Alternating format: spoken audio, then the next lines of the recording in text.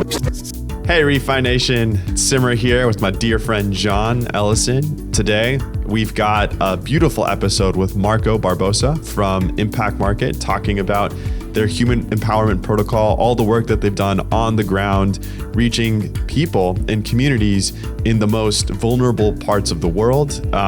They've created this unconditional basic income that is creating some real beautiful economic flows, local markets, creativity. There's a lot that's happening on the ground. And so we dive deep with Marko into some of that, having built on Celo now. John, what do you think of today, and what are some of the things that you're walking away with? Yeah, I'm super excited to see what people think.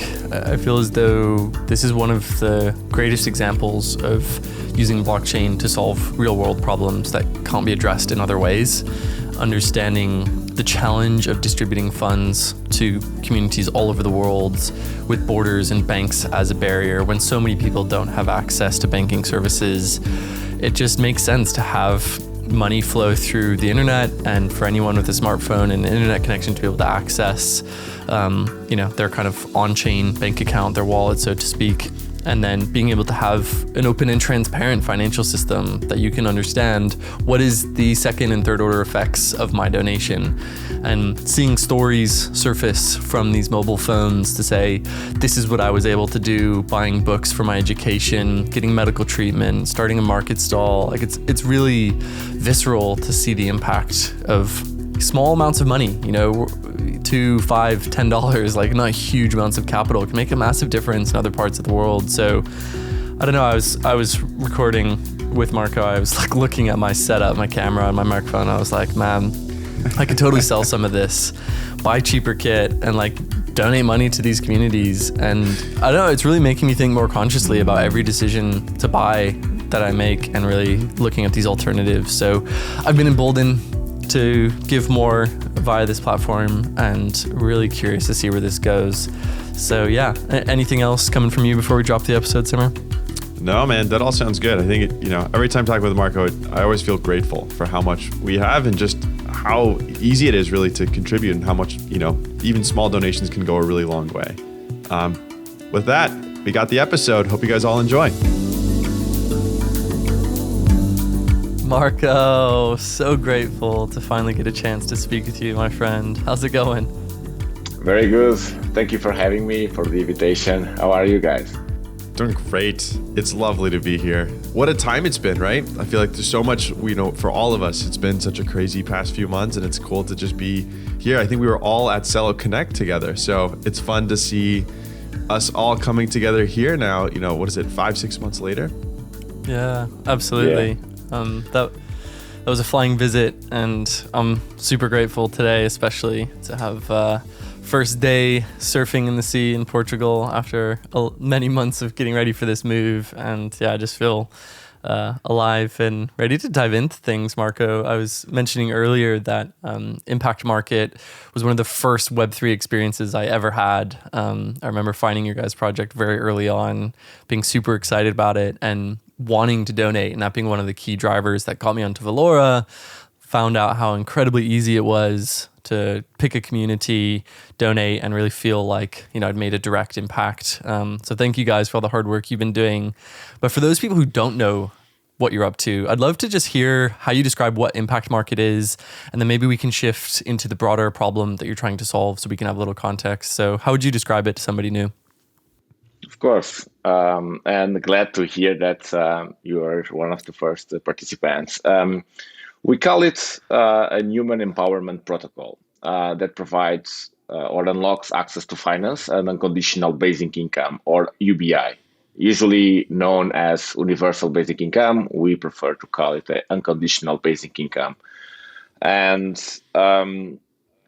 basically, it's a completely open protocol built on top of Celo. It's an application layer protocol that is run by a DAO, and then any local community or vulnerable community that is, most of the people are unbanked, where even most of them don't have an ID, and they don't have access to any kind of financial services, and most of them are living in extreme poverty. So this way they can access different financial services. We have been focused on the unconditional basic income on demand, and I will explain a little bit then after how everything works. But now we are expanding to also like microcredits, learn and earn, and having like kind of savings, providing like also other mechanisms on DeFi like staking and kind of going through that process of learning. Okay, what other kind of financial mechanisms that anyone in the world, regardless of where they born or where they live, can access to. Currently, we are in about 30 developing countries. We are in refugee camps, Brazilian favelas. We are supporting farmers, indigenous communities. We are in countries like Afghanistan, Togo, Mali, Brazil, Venezuela, like Uganda, Nigeria, and several, and also in Philippines and India, and also Ukraine, because most of these places now, like it's very traditional finance has a lot of issues, and most of them is the only way for them to access any kind of assets value or transact value or access to finance. So this protocol aims to become this kind of open financial infrastructure, and then go beyond financial, also education. Then that's kind of where we are now.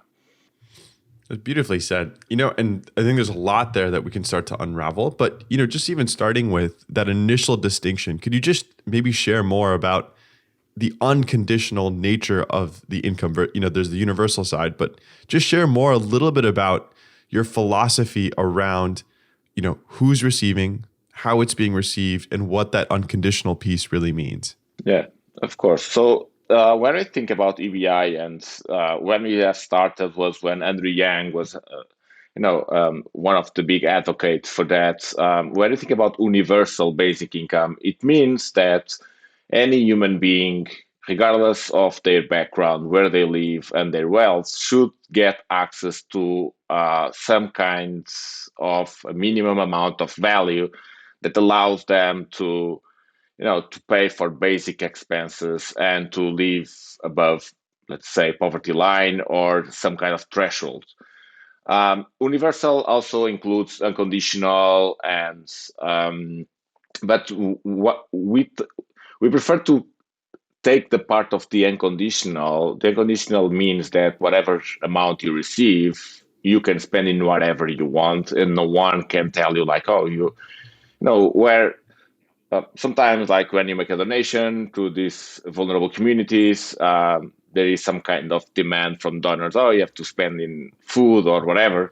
But because there is this kind of notion that we in a developed country think we know best what is the best. We know best that these people should use the money for, but actually we don't. They know best what is better for them. So the unconditional part is because also we are targeting the most vulnerable communities and the places where the dollar amount makes the biggest difference, also versus their local currency. So we are targeting like people that preferentially don't have any access to finance, live in near or in extreme poverty, and where these communities actually like have been trapped in this poverty cycle, where like, or they live in a conflict zones, or like there is a lot of blockers from the governments or the banks, or like if you think now about there are a lot of countries where people cannot even withdraw their money from their bank. So that's where because we should focus on the people that need it the most. That's why we prefer to say unconditional. So it's not for everyone in the world. It's for the most vulnerable communities. So there is some kind of assessment before we present these communities to our token holders to vote for them to be approved. Super cool. I appreciate the kind of connection to the governance model there. And I think it'd be great to lean into the bigger system and how it works. Before we do that, I just want to understand the kind of size of this problem around financial inclusion. Can you give us just a quick snapshot of A, the size of this problem, and B, how much progress you guys have made towards addressing it? Some specific numbers I think would be great for people to understand, the awesome traction that y'all have already made to date. Sure. We can think about different kind of verticals here. We can think about extreme poverty, where almost 1 billion people live in extreme poverty, meaning that by the global standards that they live with less than $1.9 a day. Now I would say that these numbers kind of changes because dollar is kind of skyrocketing. There are almost 2 billion people that don't have access to any kind of financial services. If you think about even in the US, that is a developed country, about 20% of the people don't have access also to a bank account. If you go to underbanked, that means that they can have access, for example, just a bank account, but not credit or other kind of financial services. The number goes above 30%, even in US. So if you look at and you combine all these problems, and then there is another vertical, that is the human potential that is trapped because people don't have access to finance.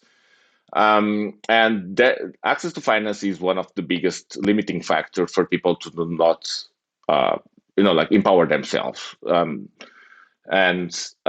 So we are, most of the people, we are now supporting almost 50,000 people in 30 developing countries. And most of them don't even have an ID. They don't have access to any kind of finance. This is the first time but they have a smartphone, even if it's a very old smartphone and very little connectivity. But that's another kind of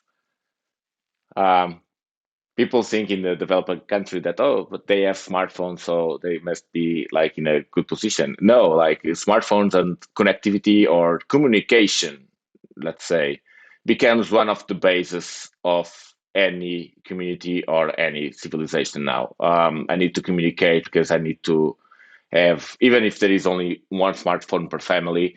So if they need something, any urgent medical, call someone, get information from something, that became kind of the one of the basic human necessities. So just summing up, almost 2 billion people are unbanked, 1 billion people extreme poverty. I believe that in the previous let's say quarters, that number skyrocket just because of COVID.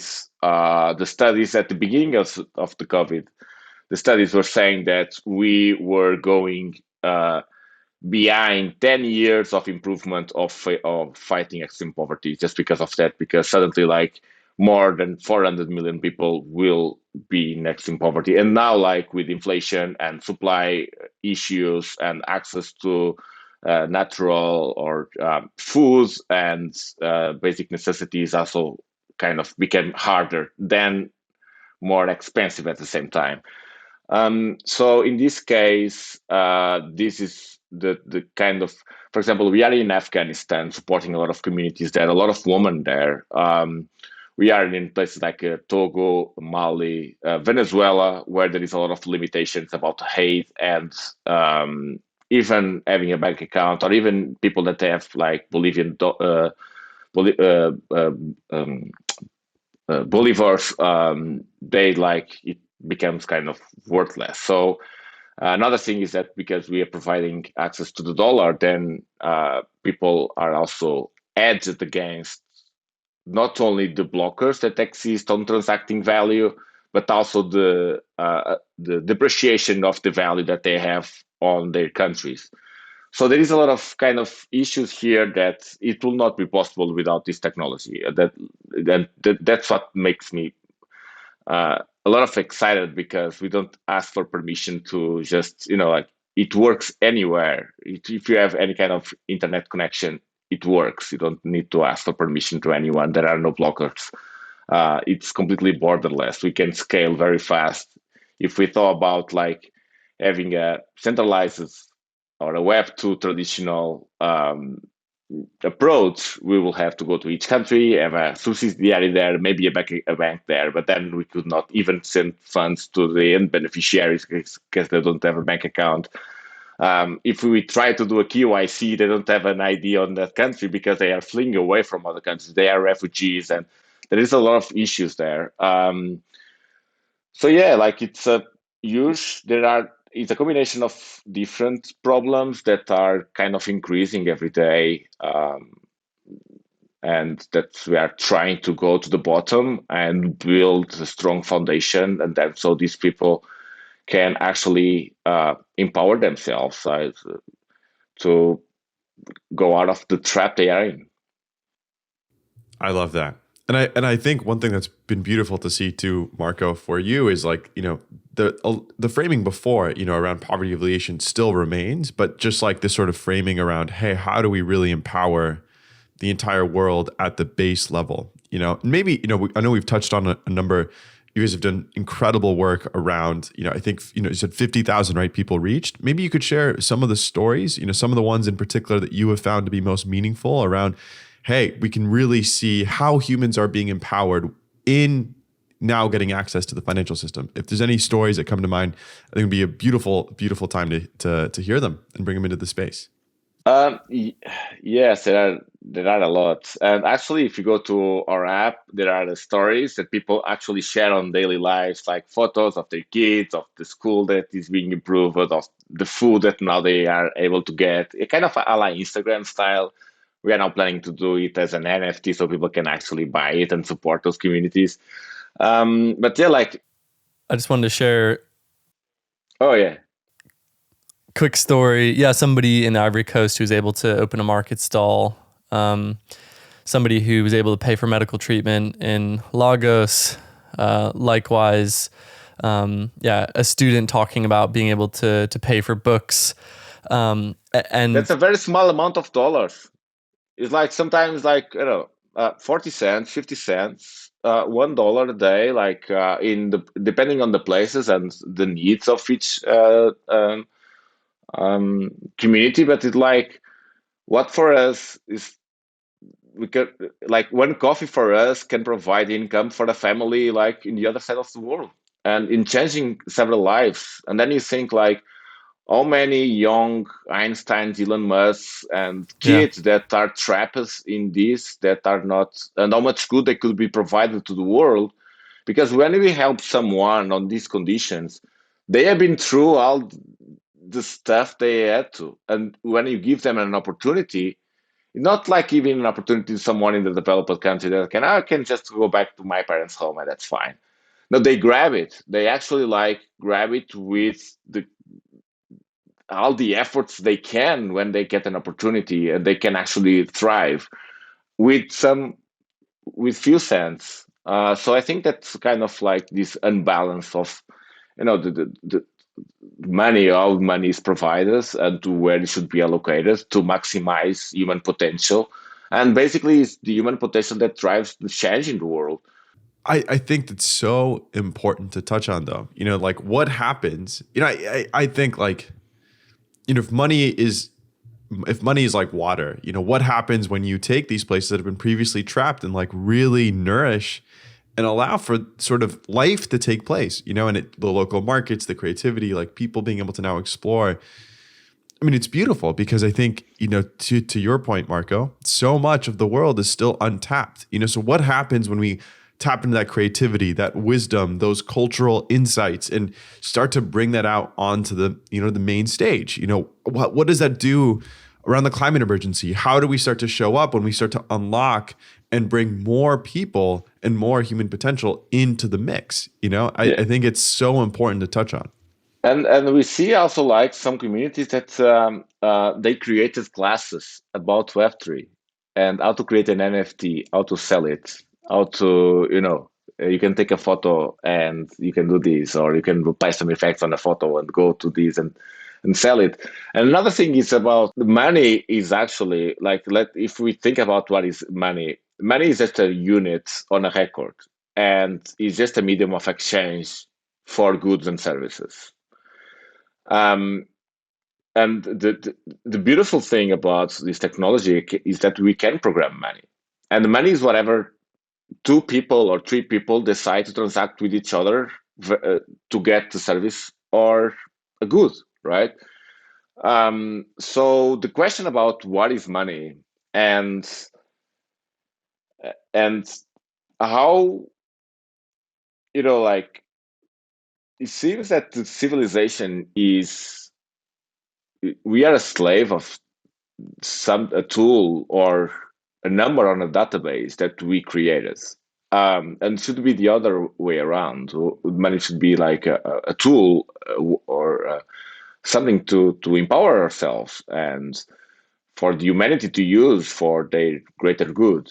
But it's not what is happening. Based on this, it's like we are now developing something like what we call a kind of a global community currency. So actually, we can scale much more than we can scale like 100 times. As soon as we perceive that people transact in, sometimes they just need a good medium of exchange and the ability to, if needed, to cash out or cash in, if needed, but it's not required. So we have been kind of also working on that and studying a lot, because this technology is not only about um, being borderless and permissionless and giving ownership of the money to the people. Sometimes you just tell them, you see those words there? As long as you keep them, no one can take the money away from you. It's yours. No bank, no. They say, oh, okay, I will save this.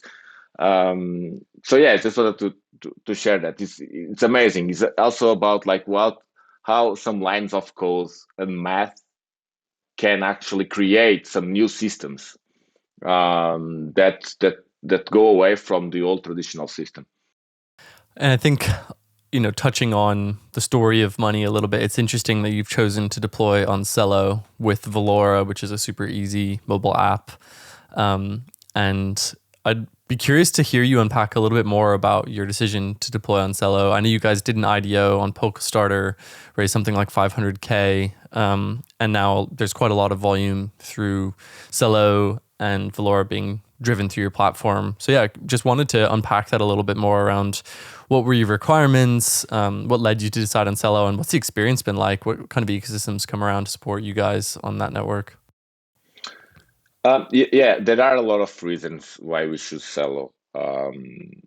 First, there is a very strong alignment on the mission.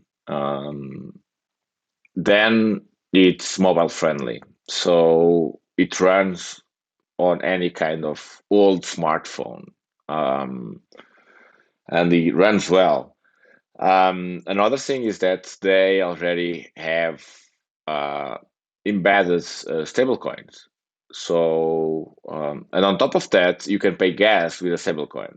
What it means is that we don't need to go around and, okay, you have to download this wallet and have like this a bit of Ethereum so you can pay for transactions, or like all these complicated things that could reduce the adoption rate. Yeah, and we have been using Valora, but we are working also on our wallets, because in some places our wallet is kind of designed for emerging markets and aimed to be as lightweight as possible and use as little as possible of connectivity. Especially because in these places, like a very, very old smartphone, sometimes it takes some time to open the wallet. But people can choose whichever, because you can have 3 wallets with access to the same address. That's fine. And also Celo, if when you go to the white paper, Celo, one of the first primitives that they wanted to design the network for, it was UBI.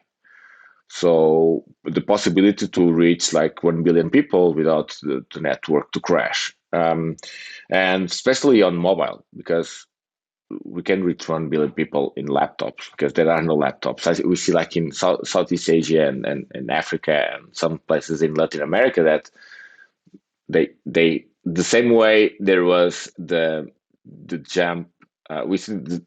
Like there was a jump from the wire phones to cell phones.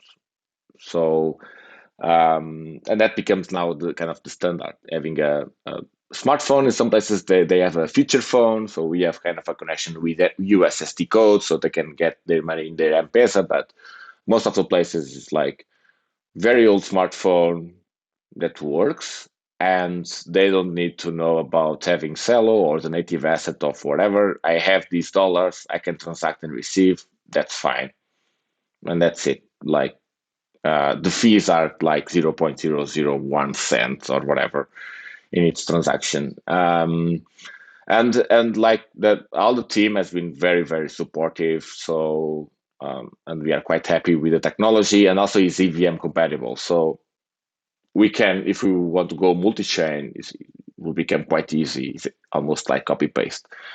So yeah, I think that those are kind of the main, and also like there was a lot of effort from the Celo team to make sure there are a lot of local exchanges in these developing countries that accept Celo dollar. And that has been also kind of a very good way. They have also ambassadors in a lot of these developing countries. So we are very, very aligned with the mission, and the technology is built for our use case, basically. Totally. Yeah, I think all of those specific features of the infrastructure make sense. And I'm glad to see that, yeah, you've got $3 million flowing through the system already, which is great. And definitely going to be returning to the Valora app after our conversation and getting another stream of donations going. I'd love to unpack the system and how it works a little bit more. So basically, I'm a donor. I can donate to impactMarket. That goes into a DAO treasury. A community manager applies for a specific community on the ground in need that meets the 4 criteria that you guys set. And then people within their community can then act as beneficiaries and claim on this, rolling basis that expands every, 5 minutes by every day. Yes. Just last hat question here, which is what happens when the money runs out? I could imagine a couple scenarios where a community begins receiving basic income, and for whatever reason, there's a reduction in donations flowing to impactMarket. They look to claim their basic income in that time period, and there's no money to claim. How do you guys account for this scenario? Are you seeing it often, and what considerations are made there? Because it seems like there's a risk that people become, you're trying not to have people become dependent upon you, but there is an inevitable risk factor there. Yes, that's one of our biggest limiting factors to scale. And what happens now is that the amount that each community, as the money starts to drying out, the amount of each community can request from the DAO is always being kind of limited in order to make sure that at least a little bit goes to, or all communities can request at least a little bit. And we are implementing, and what happens is that people know that this money is not printed, or somehow there's a need for people to donate.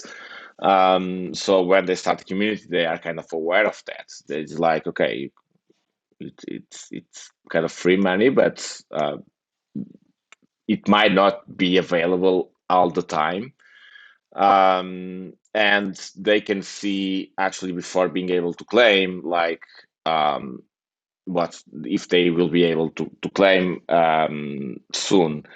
What we are doing now, we are doing 2 main things. The first is that make sure that for each individual, like let's say that the claim amount is 50 cents, but depending on how much money is available on the community contract, then that value can start to decrease. So at least a lot of people it's better for a lot of people to claim a little bit than nothing. Because let's say that some of the people claim the most of the amount, and then the others cannot claim and have to wait for more money to coming into the community or to the DAO. And the other thing that we have been kind of designing for a long time is this kind of community currency, so we can actually scale and the DAO can print more based on different factors in order as long as the amount that each unit has, it's enough. It's a good value, or at least it's a value that can be useful. We try not to scale or to add more communities if there is not enough inflow of donations. And with these new community currencies, like depending on the value of the currency, the communities can add can add more beneficiaries, or the velocity that they can add beneficiaries can increase or not. Also, a way to measure the supply. Other things that we are improving for that is just like allowing you to just redirect interest. We are working with validators that they can um, redirect part of their earnings with DEXs and also with NFT marketplaces. But this is to try to solve like the inflow of funding. When there is not enough for the people, that's kind of, they already know that, all right, maybe I will not be able to claim today, maybe tomorrow, or I will not be able to claim the 50 cents that I were expecting, maybe 20 cents today. But the maximum amount is always the maximum amount. So they know that over time will be able to claim, let's say, $500. Um, but yeah, like that's one of the biggest challenges that we are now working on in order to, if we actually want to become one of the biggest contributors to eradicate extreme poverty and empower like 1 billion people by 2030, we need to solve this scalability, and only with this technology. That's what I was saying as well. It's not only about basic income. That drives a lot of adoption and retention and usage, and people get used to it in these communities. But then it's not only about scaling horizontally, but also vertically, where we can provide more access to financial services, microcredits, learn and earn, savings, or a kind of a pull together kind of style of savings within each community. And these other kind of financial services, another is kind of crowd collateral lending. So I have tokens I can deposit for someone that needs a microcredit as a collateral, so they can get access to a credit using collateral from people that have pack tokens or have other kind of crypto. So that's also other ways that we are working on in order to expand and be able to scale.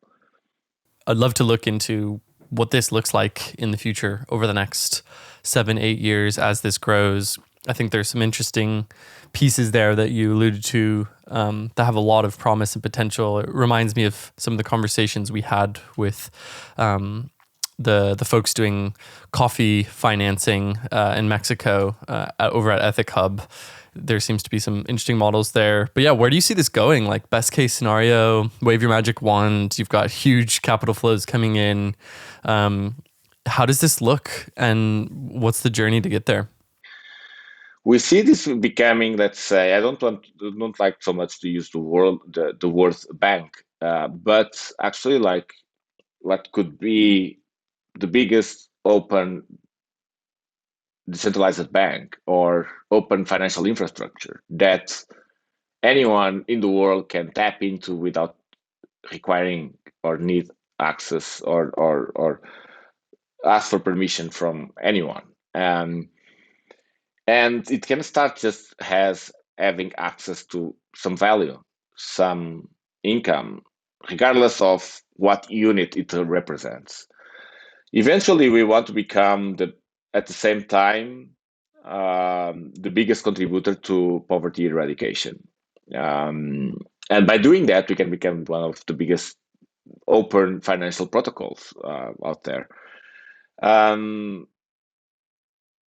I don't know if by doing that, if we look at Mohamed Yunus, what he did with microcredit, maybe it could be, nominated for Nobel Peace Prize, but that's like just a probable consequence if we can actually deliver that. But we see that if eventually in 10 years, with this potential and the plans that we are looking into, reaching actually 1 billion people using decentralized financial system that where at the same time they are not just participants, they are owners of that system. And at the same time, the more that system expands and grows, also the value of that ownership is correlated with that. That's beautifully said, Marko. I think it comes back to what we were talking about before, right? Which is ultimately what you're creating is a protocol to empower all humans around the world everywhere. And an open financial system is going to be a part of that. And it feels like you're really building the foundation at every layer to try to support that. As we sort of come to our, the end of our time together, Marko, are there any things you want to leave our listeners with in terms of call to actions? How can people contribute to impactMarket and get involved on all sides, either as a donor or as a community? Could you share a little bit about how we can, everybody that's listening and tuning in today can get involved with what you guys are doing with impactMarket? Yeah, sure. Making donating to the protocol is, of course, it is one way. Fundraising for the company, but also for the protocol. So anyone that wants to help us, like partnerships with funding, or like reaching to more developing countries like Somalia, Ethiopia, Lebanon, that are kind of places that we have been trying to enter. Congo, we have a few communities there, but still quite challenging. So yeah, we have also an ambassadors program. So if anyone wants to join, and we can get them some pack tokens to participate on the governance and help us scale. We are as a protocol, we want to be open and transparent and borderless as a team. Totally, man. So many ways to get involved. I absolutely love the work that you guys are doing. I'm so grateful that you've come out at this particular time using the power of Web3 for the most good possible. I think this direct funding stream, unconditional income to people on the ground who need it most, and really seeing what's possible when you provide people with the basic needs, and looking at the businesses and relationships that can flourish from that is so profound. And so for anybody listening who wants to get involved, check out impactmarket.com. We got impactmarket _ on Twitter, and Marko, your Twitter handle, Barbosa, Barrbosa on Twitter. So yeah, some things to jump into. Sorry, Marko, did you want to leave people with one last thing? Yes. So just one last thing about what means being ReFi. Just one last thought to leave here is that usually people look at ReFi as a lot of the planet, but most than the planet, there is the people. So something that we have been also working on is like how carbon credits can actually help back a basic income or credit to fund these communities. So they mostly with farmers that we are exploring that is how carbon credits, now that they are being on chain and being liquids, can actually then being used to back these local farmers so they can keep regenerating the planet and at the same time empowering communities. So I think that this connection between people and planet is very important. And as ReFi starts to scale, I think this loop should be also reinforced. And that's something that we have been also very strongly looking at and exploring partnerships with protocols that are working on the climate change, carbon offset. So I just wanted to leave it there. Awesome, man. Yeah, I very much agree that you guys are doing work at the heart of ReFi, and love the idea of bringing some of the carbon and climate lens into what you're up to. Hopefully this is the first conversation of many. Marko, it'd be great to check in later on your journey. Very grateful to have a chance to speak with you today, but recognize we've taken a good chunk of your time, and can't wait to see what people think of your story. Thanks again, man. All right. Thank you guys for having me. Yeah, thanks, Marko.